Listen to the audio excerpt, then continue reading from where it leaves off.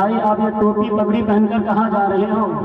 سب سمجھتے ہو پھر بھی سوال کر رہے ہو؟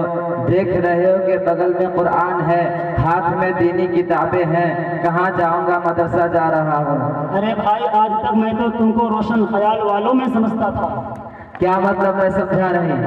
ارے بھائی اس تعلیم سے، یہ تعلیم تو ایک دم پرانے خیال کی ہے، تم دیکھتے نہیں دنیا کہاں سے کہاں پہنچ گئی۔ آخر تم کہنا کیا چاہتے ہو؟ ارے بھائی یہ تعلیم تو ایک دم دقیانوس اور پرانے خیال کی ہے، تم دیکھتے نہیں کہاں سے کہاں پہنچ گیا، اور اس تعلیم سے نہ تو کوئی ڈگری ملتی ہے اور نہ ہی کوئی سروس ملتی ہے، آگے چل کر زندگی گزارنے کے لیے بڑی پریشانیاں اٹھانی پڑتی ہے۔ ارے بھائی توبہ کرو توبہ، تم اللہ کی ذات کو بھول کر ایسی باتیں کر رہے ہو۔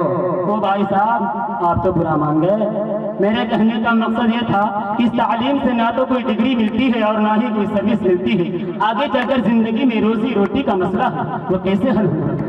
ارے بھائی تم پڑھے لکھے ہو کر جہالت کی باتیں کر رہے ہو، تم پر جتنا بھی افسوس کیا جائے کم ہے۔ اگر روزی روٹی کا مسئلہ ڈگری اور سروس پر ہوتا تو اب تک سارے جاہل بھوکے مر جاتے۔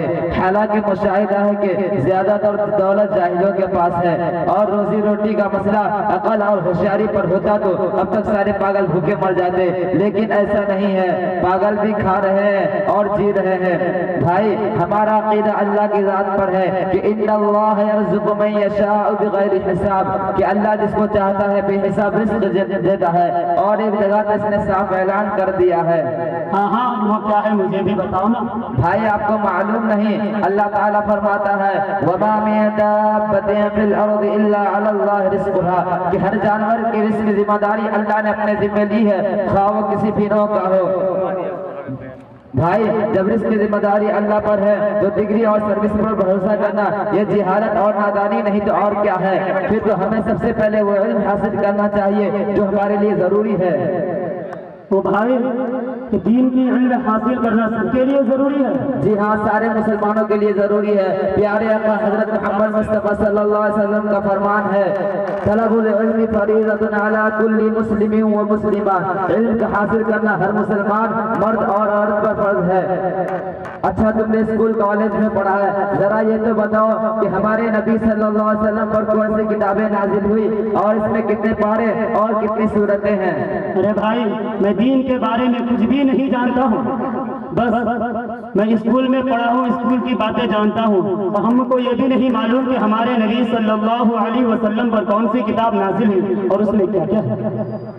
افسوس صد افسوس تجھ پر اور تیرے ماں باپ پر کہ تجھ کو یہاں تک نہیں پتا کہ ہمارے نبی صلی اللہ علیہ وسلم پر کون سی کتابیں نازل ہوئی اور اس میں کتنے پارے اور کتنی صورتیں ہیں۔ تو نماز روزے کے مسائل کا کیا حال ہوگا؟ اللہ رحم کرے۔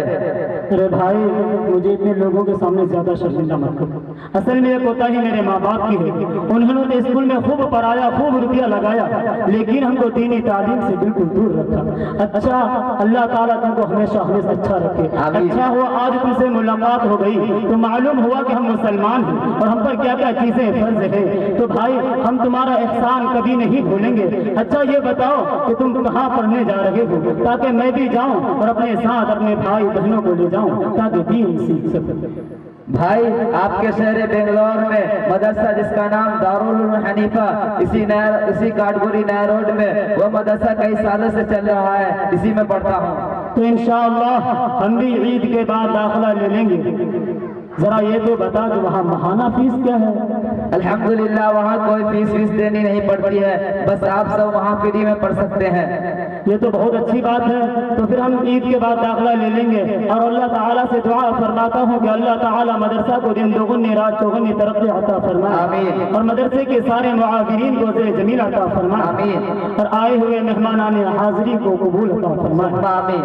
السلام علیکم ورحمۃ اللہ وبرکاتہ۔ وعلیکم السلام ورحمۃ اللہ وبرکاتہ۔ ماشاءاللہ بہت خوب۔